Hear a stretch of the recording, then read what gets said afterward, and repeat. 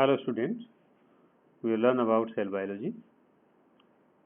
Cell biology विज्ञान की वह शाखा है जिसके अंतर्गत हम कोशिकाओं का अध्ययन करते हैं। हम जानते हैं कि प्रकृति में उपस्थित सभी जीव जंतु कोशिकाओं के द्वारा बने हुए होते हैं, इसलिए हम कहते हैं कि कोशिका समस्त जीवों की इकाई है। सेल बायोलॉजी के अंतर्गत हम कोशिका की स्ट्रक्चरल तथा फंक्शनल तथा इसके अन्य लक्षणों का अध्ययन करते हैं। कोशिका को सर्वप्रथम खोजने वाले वैज्ञानिक का नाम रॉबर्ट हुक था। रॉबर्ट हुक ने 1665 में एक सिंपल माइक्रोस्कोप का निर्माण किया। इस सिंपल माइक्रोस्कोप के द्वारा इन्होंने सर्वप्रथम डेड सेल को खोजा। रॉबर्ट हुक ने प्लांट की कॉर्क में कुछ होलो स्पेस देखे। इन होलो स्पेस को इन्होंने शेल का नाम दिया। शेल ये एक प्रकार के होलो स्पेस ही हैं जो कॉर्क में इन्होंने देखे। ये वर्ड शेला से लिया गया है। इसके बाद में लिविंग सेल्स को सर्वप्रथम अध्ययन करने वाले वैज्ञानिक एंटोन लीवेनवॉक थे, जिन्होंने 1675 में लिविंग कोशिकाओं का अध्ययन किया। इन्होंने प्रोटोजोन्स, बैक्टीरिया, आरबीसी, मेमेलिन स्पेल जैसे बहुत छोटे छोटे टिनी क्रिएचर का अध्ययन किया, या इसी प्रकार की अन्य कोशिकाओं का इन्होंने अध्ययन किया, जिसे एनिमल कुलेस के नाम से जानते हैं या एनिमल कुलेस कहा गया। इन 1838 में जर्मन बोटनिस्ट एम.जी. स्लाइडेन तथा जर्मन जूलॉजिस्ट टी.एस. श्वान ने सर्वप्रथम ये कहा कि समस्त जीव जंतु जिसमें प्लांट्स तथा एनिमल्स के उत्तक कोशिकाओं के द्वारा बने हुए होते हैं। श्वान तथा स्लाइडिन की इस फाइंडिंग को आगे चलकर सेल थ्योरी के नाम से जाना गया, या सेल सिद्धांत के नाम से जाना गया, कि सभी जीव जंतु कोशिकाओं के द्वारा बने हुए होते हैं। जैसा कि हम देख रहे हैं कि रॉबर्ट हुक ने जो सेल्स देखी थी वो प्रथम डायग्राम में हमें दिखाई दे रही है। ये पेड़ की छाल की कॉर्क है जिसमें होलो स्पेस हमें दिखाई दे रहे हैं। ये होलो स्पेस सेल के नाम से जाने जाते हैं। ये जो कंपोनेंट हैं ये एक प्रकार के सेल हैं। इसी प्रकार से दूसरे चित्र में हम देख रहे हैं ए.वी. लीवेनहॉक ने लिविंग सेल्स को देखा। इसमें प्रोटोजोन्स भी हो सकते हैं या अदर सेल्स भी हो सकते हैं। आगे चलकर हम देखते हैं कि प्रकृति में विभिन्न प्रकार की ये जो सेल्स पाई जाती, इनकी आकृति अलग अलग प्रकार की होती है, अलग अलग इनका आकार होता है। तो सर्वप्रथम हम विभिन्न प्रकार की आकृति की कोशिकाओं के एग्जाम्पल देते हैं। कुछ सेल्स ऐसे होती हैं जो नियमित रूप से अपने आकार को बदलती रहती हैं, जैसे अमीबा सेल्स हैं तथा ल्यूकोसाइट सेल्स। इन कोशिकाओं का आकार कॉन्स्टेंटली चेंज होता रहता है। जैसे अमीबा में हम जानते हैं कि ये अपने आकार को नियमित रूप से बदलता है। सेल जेल थ्योरी अपने पढ़ी है, उसी के आधार पर अमीबा अपने आकार को चेंज करता रहता है। कुछ कोशिकाएं फिक्स प्रकार की होती हैं, जैसे नर्वस सेल्स तथा हेपेटिक सेल्स। इनकी शेप में आगे चल करके बदलाव नहीं होता। नेक्स्ट हम लेते हैं फ्लैटेड सेल्स। फ्लैटेड सेल्स ये उपकला कोशिकाओं में पाई जाती हैं, या ये कहें कि एपिडर्मिस की अपर लेयर का ये निर्माण करती हैं। नेक्स्ट हम लेते हैं cuboidal cells. Cuboidal cells cube के आकार की होती हैं और ये कोशिकाएं थायराइड ग्लैंड्स की फॉलिकल सेल्स में पाई जाती हैं, या ये कहेंगे थायराइड ग्लैंड्स की फॉलिकल सेल्स क्यूबोइडल शेप में होती हैं। इसी प्रकार से हम लेते हैं कॉलमनर सेल्स। ये कॉलमनर सेल्स कॉलम के आकार की हैं और इंटेस्टाइन में जो लाइनिंग सेल उपस्थित होती हैं ये इस शेप की होती हैं। डिस्कोइडल सेल्स जैसे डिस्क आकार की जो कोशिकाएं होती हैं या छतरी के आकार की हमें जो सेल्स दिखाई देती हैं, इसका एग्जाम्पल हम लेते हैं जैसे इथ्रोसाइट्स। इथ्रोसाइट हमें डिस्क शेप में दिखाई देती है। नेक्स्ट हम लेते हैं स्फीरिकल सेल्स। स्फीरिकल सेल्स में हम बहुत से जो एनिमल हैं उसको जो एग्स हैं उसको देखते हैं कि उनकी जो शेप है वो स्फीरिकल प्रकार की होती है, इसलिए हम कहते हैं कि ये स्पिरल सेल्स के एग्जाम्पल हैं। नेक्स्ट हम लेते हैं spindle cell. Smooth muscle fibre की कोशिकाएं स्पिंडल सेल की होती हैं, जिनको त्रोपु सेल के नाम से भी जानते हैं। नेक्स्ट हम लेते हैं इंग्लोटेड सेल, इलोंगेटेड सेल्स जैसे नर्व सेल्स। इसी प्रकार से कुछ कोशिकाएं ब्रांच्ड होती हैं या इसमें शाखाएं निकली रहती हैं। ये कोशिकाएं स्किन में पाई जाती हैं या स्किन में उपस्थित पिगमेंट सेल हों या रंजक कोशिकाएं होती हैं। ये ब्रांच प्रकार की सेल्स होती हैं या शाखित प्रकार की कोशिकाएं होती हैं। इन कोशिकाओं के डायग्रामेटिक रिप्रेजेंटेशन हम देख सकते हैं। जैसे फर्स्ट डायग्राम में आपको दिखाई दे रहा है कि अमीबा सेल्स। इसी प्रकार के हम देख रहे हैं नर्व सेल्स। नेक्स्ट हम देख रहे हैं फ्लेटेड सेल्स। ये कोशिकाएं उपकला कोशिकाएं जैसे पाई जाती हैं, फ्लेटेड आकार की होती हैं। इसी प्रकार से हम देख रहे हैं इरिथ्रोसाइट सेल्स। इनकी शेप डिस्क आकार की होती है या इनको डिस्कोइडल शेप सेल्स के नाम से जानते हैं।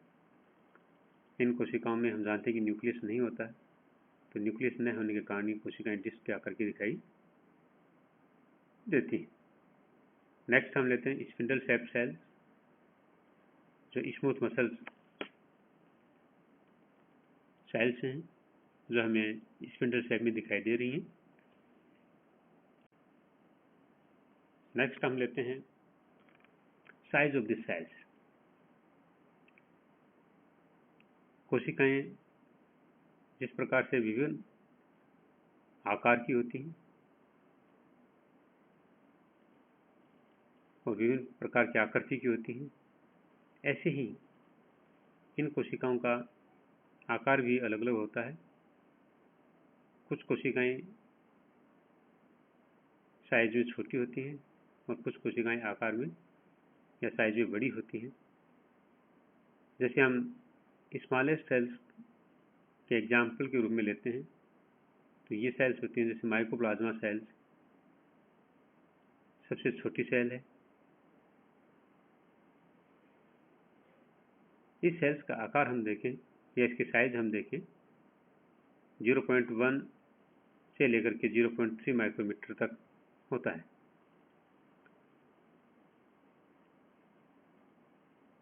कुछ सेल्स जैसे बैक्टीरिया सेल्स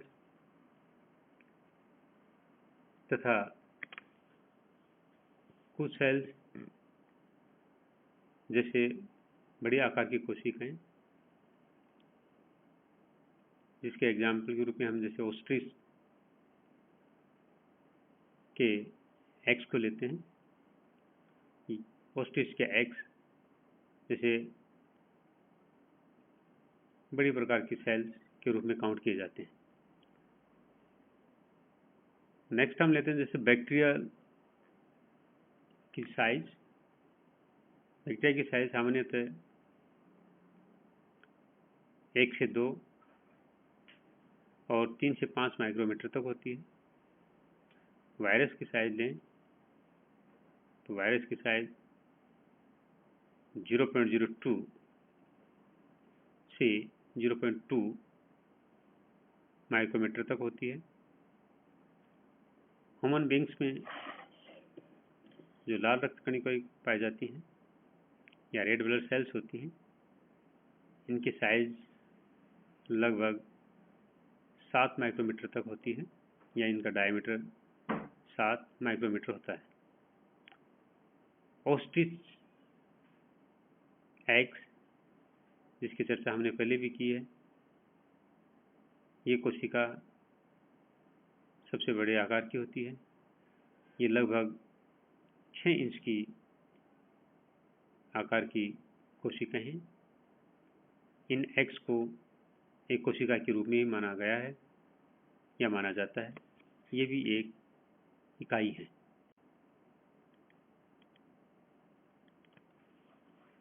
नेक्स्ट हम लेते हैं कि स्मॉलेस्ट प्रोकैरियोटिक सेल्स कौन से हैं। तो इसका बेस्ट एग्जांपल हमारे सामने है माइकोप्लाज्मा, जिसे हम